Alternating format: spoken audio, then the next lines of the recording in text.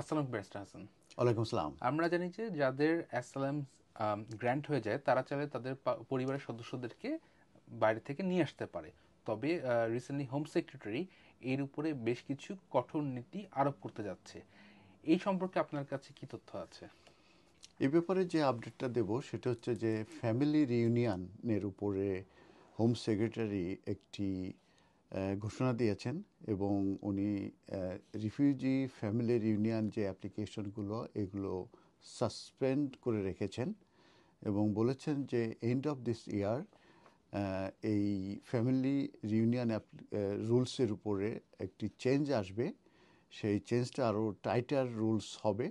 এবং সেই রুলসটার আসার আগ পর্যন্ত যে অ্যাপ্লিকেশনগুলো অলরেডি সাবমিট হয়েছে সেই অ্যাপ্লিকেশনগুলো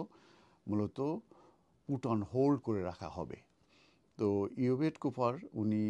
বলছেন যে এই রুলসগুলো ডিজাইন করা হয়েছিল অনেক অনেক বছর আগে এবং এটার উদ্দেশ্য ছিল যে যারা অ্যাসাইলাম সিকার হিসেবে আসে এবং যারা রিফিউজি স্ট্যাটাসে গ্রান্টেড হয়ে থাকে তারা তাদের যে ফ্যামিলি আছে তারা সেপারেটেড হয়ে আছে। দ্যাট মিন্স তারা because of the persecution, because of the war, তারা ইউকেতে আসে এবং অ্যাসাইলাম সিকার এবং রিফিউজি স্ট্যাটাসে গ্রান্টেড হয়। যেহেতু তারা সেপারেটেড হয়ে থাকে তাদেরকে আনার ক্ষেত্রে মূলত এই ফ্যামিলি ইউনিয়নটা ইউজ হয়ে থাকে এবং ফ্যামিলি ইউনিয়নটা হচ্ছে এমন একটা রুলস যেটা হচ্ছে যে যারা তাদের দেশ থেকে চলে আসার আগে যখন পারসিকিউশন করে যখন কিংবা ওয়ারের কারণে তারা যখন তাদের দেশ ত্যাগ করে তখন যদি তারা ম্যারিড থাকে, তাদের ওয়াইফ থাকে এবং তাদের জন্য চিলড্রেন থাকে এবং পরবর্তীতে যখন তারা ওই সিগনেটরি যে কান্ট্রি কিংবা আমাদের ইউকেতে যদি আসে এবং তারা যদি অ্যাসাইলাম সিক করার পরে যদি তারা রিফিউজি স্ট্যাটাস পায় তখন কিন্তু তাদের যে ওয়াইফ এবং আন্ডারের চিলড্রেন তাদেরকে কিন্তু এন্টি ক্লিয়ারেন্সের মাধ্যমে আনতে পারবে এবং সেক্ষেত্রে তাদের অ্যাপ্লিকেশনের প্রসেসিং ফিস নাই এবং ইমিগ্রেশন হেলথ চার্জ কোনো ফিসই নাই, শুধু এন্টি ক্লিয়ারেন্স অ্যাপ্লিকেশন করলে এবং এই ফ্যামিলি ইউনিয়নের যে রিকোয়ারমেন্টস আছে এগুলো স্যাটিসফাই করলে তারা কিন্তু এখানে চলে আসতে পারবে স্টেটে। তো এখন এই গার্ডিয়ানে মূলত এই নিউজটা আমরা দেখতে পেলাম। সেটা হচ্ছে যে যে রিফিউজি ইউনিয়নের যে অ্যাপ্লিকেশনগুলো আছে এই ফ্যামিলি মেম্বারদেরকে আনার ব্যাপারে সেটা মূলত হল্টেড করা হয়েছে until new titre rules place হবে এন্ড অফ দিস ইয়ার। তো কুপার উনি বলতে চাচ্ছেন যে গভর্নমেন্ট মূলত এই ফ্যামিলি ইউনিয়ন যে রুলস আছে ফর অ্যাসাইলাম সিকারদের জন্য সেটা চেঞ্জ করবে এবং চেঞ্জ হওয়ার পরেই মূলত এই অ্যাপ্লিকেশনগুলো আবার কনসিডারেশনে নেওয়া হবে এবং কারেন্ট যে রুলস এই মুহূর্তে আছে যেটা আমি অলরেডি আবার বলেছি তারপরে আবারও যেটা বলছি যে যে এটা হচ্ছে রিফিউজি যারা এখানে গ্রান্টেড হবে তাদের জন্য এটা ডেজিগনেটেড করা হয়েছিল অনেক বছর আগে এবং সেটা তাদের ফ্যামিলিকে আনার জন্যে যারা মূলত কনফ্লিক্টের কারণে কিংবা পারসিকিউশনের কারণে কিংবা যুদ্ধের কারণে তারা সেপারেটেড, মূলত তাদেরকে হেল্প করা যে তাদেরকে নিয়ে আসা, কিন্তু এটা হোল্টেড করা হয়েছে এবং বলা হয়েছে যে এই রুলসটা মূলত চেঞ্জ করা প্রয়োজন রয়ে গেছে। তো এই যে প্যান্ডামিকের সময় আমরা জানি যারা রিফিউজি হিসাবে ছিল এবং পরবর্তীতে 1-2 বছর পরে তারা এনেছে এবং সেটাও কিন্তু সম্ভব হয়েছে এবং তারা যদি বলতে চাচ্ছে যে তারা গ্রান্ট হওয়ার পরে 2-3 বছর পরে যদি আনে তখন তারা জব খুঁজতে পারবে কিংবা হাউজিং যে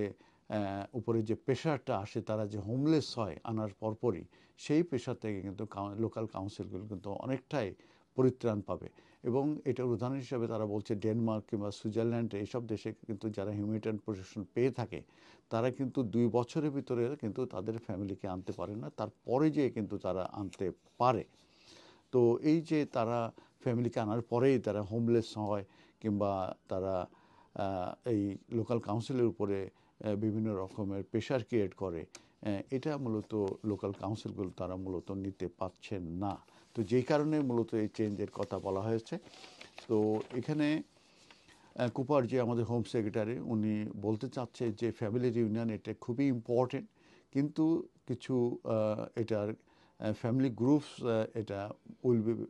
prioritise under the return deal with France, উনি এটা সেটা বলেছে। আর অ্যাসাইলাম পলিসি স্টেটমেন্ট যেটা মূলত এই এন্ড অফ দিস ইয়ার যেটা ইমপ্লিকেশন হতে পারে, নতুন রুলসটা আসতে পারে। তো সেটার ব্যাপারে বলা হয়েছে যে এটা কন্ট্রিবিউশন রিকোয়ারমেন্ট এখানে রাখা হবে। তার মানে যেসব রিফিউজি স্ট্যাটাসে যা থাকবে তাদের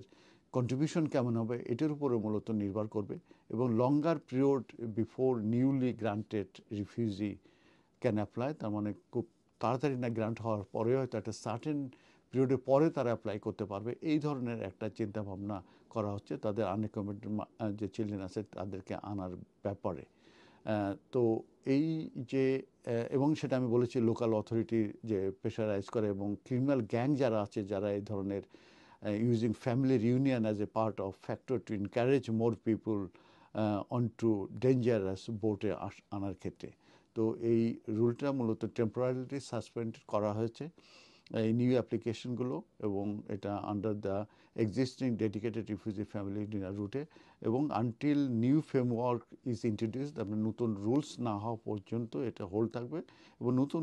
রুলস হওয়ার পরে মূলত এই অ্যাপ্লিকেশনগুলো আবারও কনসিডারেশন নেওয়া হবে। ধন্যবাদ।